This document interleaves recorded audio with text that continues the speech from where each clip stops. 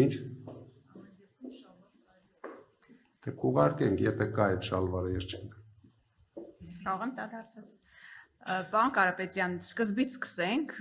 եւ հիշեցիք, որ գործակալ լրագրողը Նյուզերեմից է ձեր հարցազրույցը, որը դարձավ պատմական եւ դրանից սկսվեց ամեն ինչ։ Հիմա ես հենց նույն հարցազրույցից եմ ուզում սկսել։ Պաստորեն դուք եք այդ գործակալ լրագրողը։ Ստացվեց այդպես ձեր խոսքից։ Ես ուզում եմ հասկանալ, արդեն գրեթե 1 տարի կլրանա, որ դուք կալանքի տակ եք եւ հիմա մենք էլ տնային կալանքի պայմաններում ենք ձեզ հետ այսպես ասուլիսը,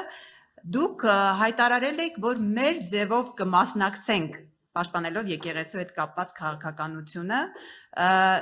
ուզում եմ հստակ ասենք, որովհետև մենք իրավապահ մարմիններից հստակ չենք հասկանում, ինչ էր ի վերջո, փակագծերը բացենք, ինչ էր նշանակում մեր ձևով մասնակցել, եւ եթե այդ մեր ձևով մասնակցելը չլիներ, այս քաղաքական գործընթացները չհետևեին, իրավական գործընթացները չլինեին, դուք կշարունակեիք Հայաստանում մնալ, քաղաքական կուսակցություն ստեղծել, ընտրությունների մասնակցել, բայց մինչ այդ խնդրում եմ ներկայացրեք, փակագծերը բացեք, ինչ նկատի ունեք դուք։ Եթե դուք եք այդ գործակալը եւ ես ձեզ եմ տվել այդ հարցազրույցը, դուք երևի հիշում եք, որ դա ընդամենը միամիտ մարտը, երբ դուրս եկավ եկեղեցուց, արագ կազմակերպված հարցազրույց էր։ Եվ մեր ձևովը դա ընդամենը տվյալ պահի խոսույթն էր։ Ես կարող էի չասել մեր ձևով, ասեի Վաճոյի ձևով, կարող ասեի Նիկոլի ձևով։ Այդ պահին ստացվեց, ես ասեցի մեր ձևով, դա նշանակում էր, որ մենք օգտագործելով մեր հնարավորությունները, բայց բացարձակ ոչ մեկը չէր մտածում, որ ինչ-որ հեքիաթները, որ հիմա պատում են մեր իրավապահ մարմինները, բռնի զավթել ինչ-որ բան, ես ընդամենը ունենալով ինձ թվում էր այդ պահին բարի համբավ ունեմ, այսքան բան եմ վերջ արել այս երկրի համար, կարող է այս ելույթը Փաշինյանը նայելով վերջացնի իր հարձակումները մեր եկեղեցու վրա, բայց ինքը ոչ թե վերջացրեց, ինձ կալանավորեց այդ երկու բառի համար, հարձակումները եկեղեցու վրա ավելի ուժեղացրեց, սկսեց հարձակումները մեր ինքնությունների վրա, իսկ ես բոլոր դեպքերում ինձ համարում եմ շատ հայրենասեր մարդ եւ ես չէի կարող նույնիսկ բանտի խցում հանգիստ լինել եւ նայել, թե ինչպես է նա ձերբակալում մեր սրբազաներին, ինչպես է շարունակում հարձակումները մեր վեհապառի վրա, ամբողջ աշխարհում խայտարականում մեր ազգին, դրա համար այդ պահին ես նույնիսկ, եթե դուք հիշում եք սկզբից քաղաքական կուսակցության հայտ չներկայացրեցի, քանի որ հնարավորություն տվեցի իրենց խելքի գալու։ Ես դրա համար հայտարարեցի հասարակական շարժում, որը շատ արագ, շատ մեծ թափ առավ եւ տեսնելով, որ այս մարդու համար դա ընդհանրապես նշանակություն չունի մարդկանց կարծիքը, դրա համար որոշեցի, որ ես մեր ձևով եմ մասնակցելու այդ process-ին, այսինքն գնացինք քաղաքական կուսակցության ստեղծման եւ շատ արագ բոլորը տեսակ, որ ճիշտ քայլերով գնացինք առաջ եւ հիմա դարձել են գլխավոր հաղթող ուժը։ Հիմա որպես երկրորդ հաղթող ուժ, որ ասում եք, դուք այս ընթացքում ձեր ծրագրերից եք խոսում, քայլեր եք ներկայացնում եւ ասում եք այդ ամեն ինչը արագ իրականացնելու եք, եթե իշխանությունը ստանձնեք։ Պարոն Կարապետյան, տեսեք, անհերքելի է, դուք ունեք ֆինանսական մեծ կարողություններ, կապեր, բիզնես գործունեություն, բայց բիզնես գործունեությունը կառավարելը մեկ բան է, իշխանություն ղեկը երկիր կառավարելը մեկ այլ բան։ Դուք այդ ինչ տարբերակով, այսինքն ինչպես եք փորձելու արագ ձեր ասած փոփոխությունները բերել։ Դե եթե մենք կարողացանք 6 ամսում 0-ից ստեղծելով քաղաքական ուժ 6 ամսում դառնալ առաջատար ուժ, ուրեմն դուք պետք է պատկերացնեք ինչ արագությամբ մենք զարգացնելու ենք մեր երկիրը։ Դա մարդիկ քաղաքական աթոռների վրա չեն ծնվում։ Բոլոր երկրի ղեկավարներն էլ երբ փոխվում են, հաջորդ ուժը գալիս է նախկինում պրեզիդենտ չաշխատած։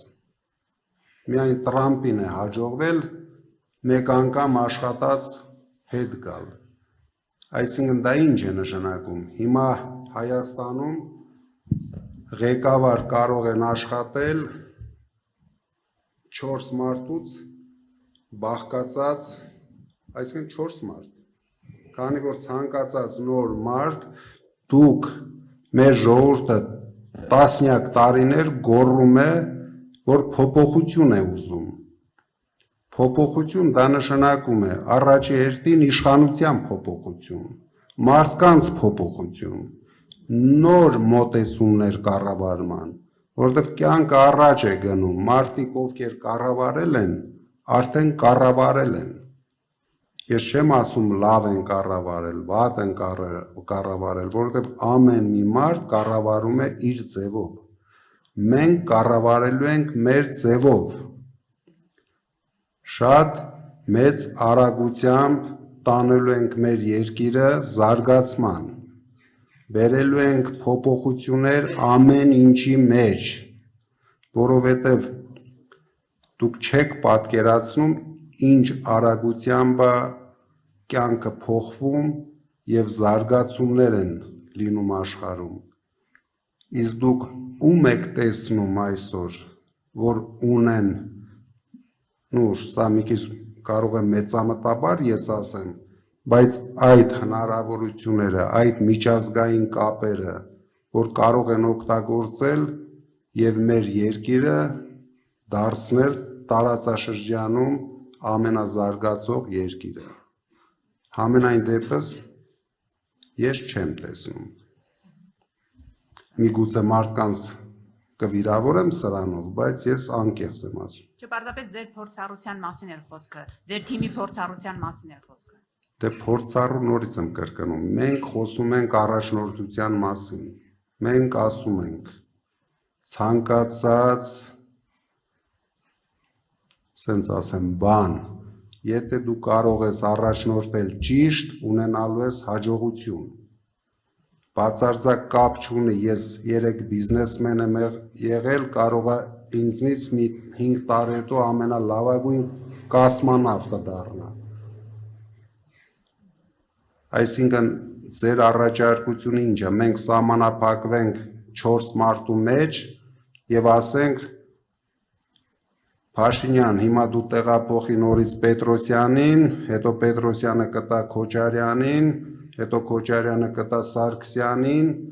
Սարգսյանը նորից փոխանցի, հետո նորից մի հատ էլ կգնանք նույն, դա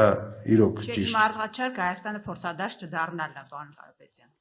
Դե կյանքը ցույց կտա ինչն էր փորձադաշտը։ Համենայն դեպս դուք 8 տարում ապրեցիք փորձադաշտում։ Տեսնում եք, դա եմ ասում։ Բայց դուք իշխանության բերեցիք կյանքում ոչինչ չստեղծած փոքրիկ շանտաժիստի,